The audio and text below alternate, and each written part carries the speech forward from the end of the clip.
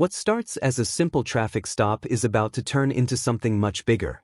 An officer spots a vehicle driving the wrong way down a one-way street, a mistake that could have easily ended in a serious collision. At first, the driver appears cooperative and apologetic, but as the conversation continues, the officer begins noticing signs that raise concerns about possible impairment. The driver insists she hasn't been drinking, yet the officer isn't convinced. As field sobriety exercises begin, the tension slowly builds toward a decision that will completely change the course of the night. Was this simply an innocent mistake, or was there more going on than meets the eye? Stay with us as we break down every key moment of this encounter. Hello. Your license, insurance, and your registration? While you're looking that up, do you have any idea why I'm stopping you? Any ID? Any idea why I'm stopping you? He told me I went the wrong way. Yeah, when you pulled out on Kennedy. I realize that. I don't. Yeah, when you pulled out on Howard and went to Kennedy, you pulled out and went southbound, head on into traffic. I had no clue. I'm sorry. I apologize. I realized that after she made the turn, she'd never been on this street. Yeah, when she pulled out, I saw headlights, and I'm not supposed to see headlights on a one-way. We apologize. Like, we really apologize. Okay, well, I just got to make sure. You know Gustavo? Gustavo? Yeah. That's a first name, and there's many Gustavos. That's his last name. Oh, I don't know Gustavo. Does he work for Tampa Police? District 3. District 3, that's Ybor City area. Yeah. That's actually one of my supervisors that worked with them before. Oh, like, well, before he was police? He stole. Stop. He stole my friend, like, stole the contract. Oh, okay. Open contract. Nice. But yeah, there was an accident. I told her that right away. Oh, there it goes. All right, thank you. All right, where are you guys coming from? We went to the gas station. I got like a cigarette. The gas station. At this stage, the stop shifts from a routine traffic violation into a potential DUI investigation. Notice how the officer doesn't immediately accuse the driver of being intoxicated. Instead, he starts asking standardized questions about alcohol consumption, medications, medical conditions, and other factors that could affect driving performance. This is a common investigative approach because officers must consider alternative explanations before reaching a conclusion. The driver repeatedly denies drinking and explains that she's nervous because she's never been stopped before. Nervousness alone isn't evidence of impairment, but officers are trained to evaluate the totality of circumstances. What do you think so far? Does the driver seem genuinely frightened, or are you noticing anything that stands out? Okay, did you have anything to drink tonight before driving? I didn't. You did not? Okay, do you mind if I check your eyes, make sure you're okay to drive? I will let you know that I do have astigmatism. Oh, okay. I'm not worried about astigmatism. Yeah, that's not an issue. All right, go ahead and step on up for 1 second, please.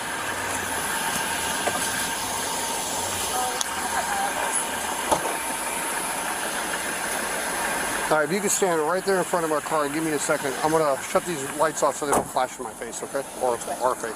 Just stand right here. Give me a second, okay?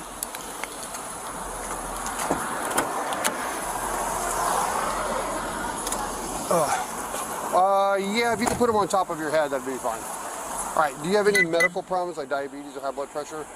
No. Any mental illnesses? No. Any epilepsy, stroke, seizure problems? No. Currently? I just have, like, really bad eyes.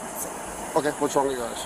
I just have really bad sight, so it's okay. Okay, well, this is not a vision test, so I'm not really worried about that. Okay. I was a nurse, so I understand. Okay, as far as injuries or illnesses, are you currently sick or injured? I'm okay.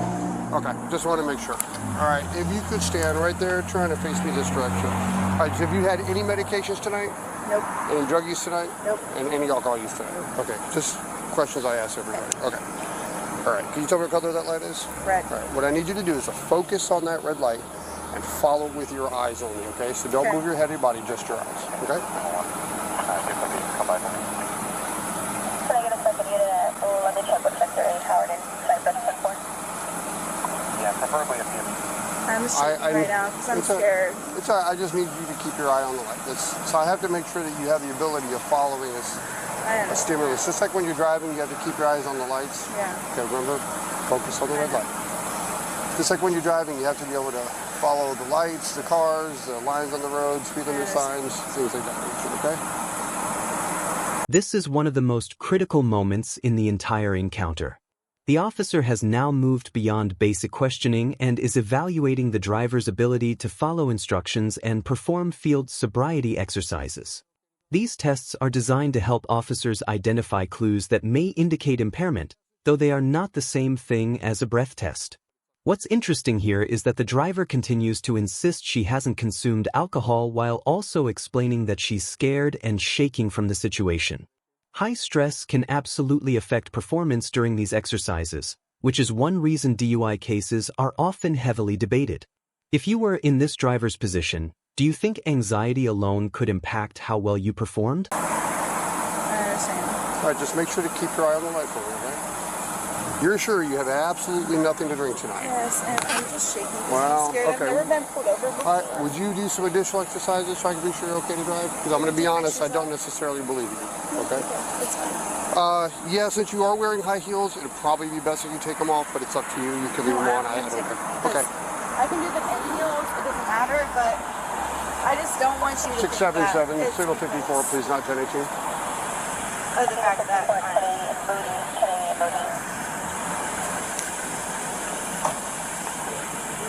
yeah. I know. I'm just scared because I'm nervous. I'm sorry, I'm from Ohio. I've never,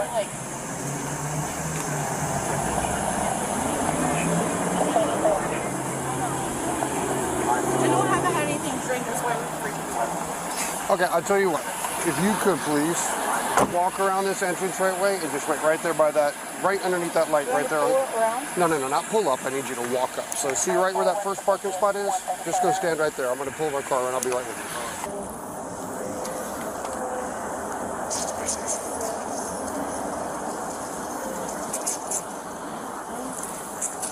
And then back.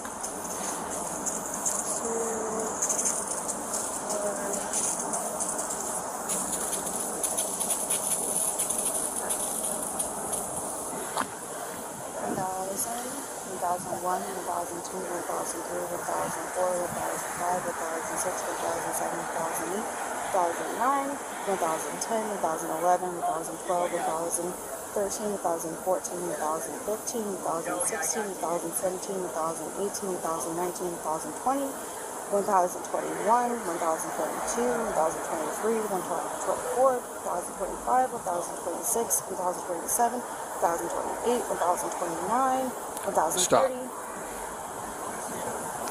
Okay. Everything changes right here. After observing the driver's behavior, driving pattern, and performance during the exercises, the officer has decided he believes there is probable cause for a DUI arrest. Notice that the driver appears genuinely surprised by the decision and immediately challenges the conclusion. From the officer's perspective, he believes multiple indicators point toward impairment. From the driver's perspective, she insists she has done nothing wrong. This is often where DUI encounters become controversial because viewers may interpret the same interaction very differently. Based on everything you've seen up to this point, do you agree with the officer's decision to make the arrest? Unfortunately, I need you to place your hands behind your back for me, please. Are you kidding? No, I'm not kidding, man. What are you? Well, unfortunately, I do feel that you are too impaired to be driving tonight, okay? Even though you said you've had absolutely nothing to drink tonight, and even though your breath definitely smells like alcohol, and you're showing me indicators of alcohol impairment, I'll walk over to my car. Well, you had too much to drink before you were driving tonight, right? No, I didn't. Okay, well, it is what it is. Listen, so right here, all right. The officer is now explaining an important legal concept often referred to as implied consent. In many states, drivers agree to certain chemical testing requirements as a condition of operating a vehicle on public roads. While specific laws vary by jurisdiction, officers commonly explain the consequences associated with refusing or taking a breath test after a DUI arrest.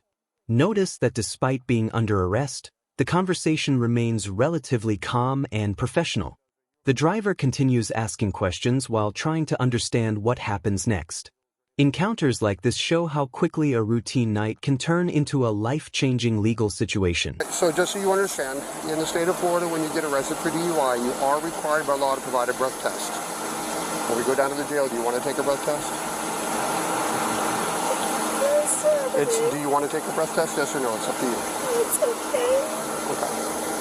677. Do you have a female 46, please? For 43, I'm set to 201. Can I just have somebody drive my car back home, please? No, unfortunately, I can't do that. I do have a female officer that's going to come and search you, but before she does, are you in possession of anything? I don't suspect, but I have to ask. Any weapons, guns, drugs, knives, needles, or anything? Nothing. Okay. Nothing that would be yours? Does that mean you have something and you're not going to claim ownership, or does that mean you don't have it? You don't know if there's something in your pockets that belong to you? Nothing. No, I'm not. Right. No. Do you have anything that belongs to you that is on my you? person? No, not. Okay. Anything in the car that we're going to find? You sure about that?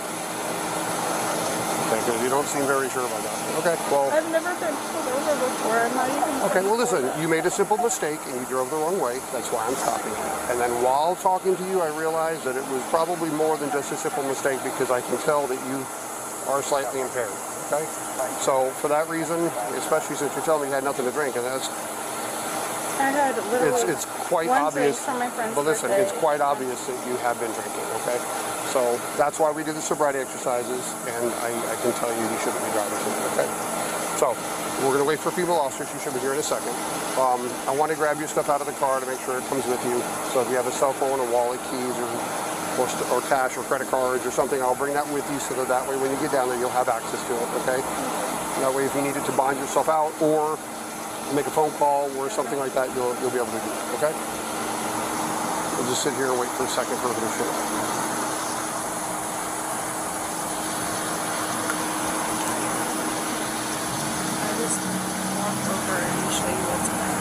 I understand, but I can't do that at the moment.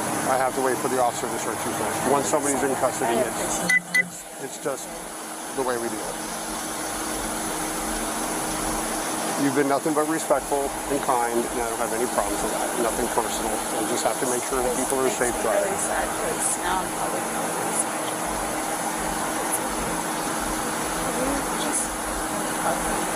I'm not allowed to uncuff. Once somebody's under arrest, they have to be handcuffed. Unfortunately, that's part of the process. So I don't think This portion of the encounter provides insight into what happens after many DUI arrests. The driver is trying to understand the process and what her immediate future looks like, while the officer explains the mandatory procedures that follow. Regardless of whether someone ultimately contests the charges, there are administrative and legal steps that begin almost immediately after an arrest. What stands out here is the officer's effort to explain the process while maintaining control of the situation. Moments like these can significantly influence public perception of law enforcement because viewers often judge not only the arrest itself but also how people are treated afterward. What do I have to do to get out of this situation? Okay. Unfortunately, all people arrested with a DUI charge is a minimum of 8 hours in jail. That 8 hours starts right about now. So you're looking at about 9:45-ish in the morning when you're able to get out. The reason why it's a sobriety period, so that's the same with everybody. Doesn't matter how high or drunk or even sober you are. If you're arrested and charged with DUI, it's 8 hours.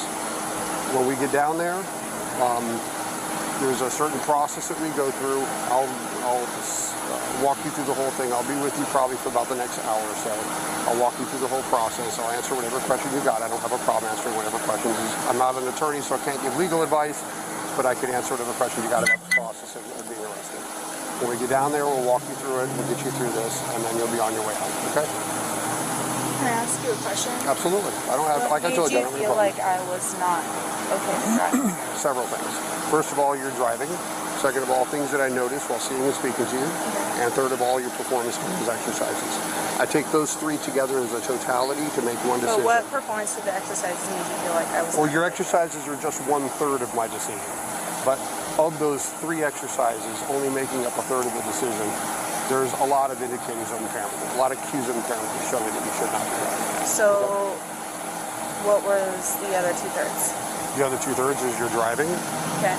which is the fact that you're driving the wrong way on a one-way. Yeah, Okay. understand. And the second part of that, the other third would be contact indicators, things that I noticed while speaking to you. I can smell alcohol, you got bloodshot eyes, stuff like that. I have really bad eyes, so I understand. Okay, well, it is what it is, but that's, you asked me, and that's the answer to the question. All right, I don't want to take any longer. Try to face my car.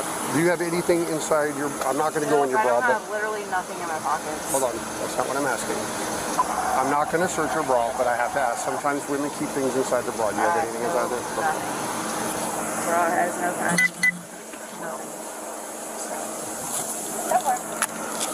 677. Actually, you can cancel my female officer. I'm gonna be 10-4. Right, go ahead, have a seat. All right. For 1 second, let me put the seatbelt on. That's okay. No, I got it. I'm 6'4". I've been back here many times. I get it. All right. If you sit like that, you're gonna lean on your hands and hurt yourself. I don't know how to say this. 10-4. Give me 1 second. I'm securing her in the vehicle. All right. If you turn around and face the door, that way you won't lean on your hands. It'll probably be easier, and you won't put any pressure on yourself. Okay? Thank you. No problem. Give me 1 second.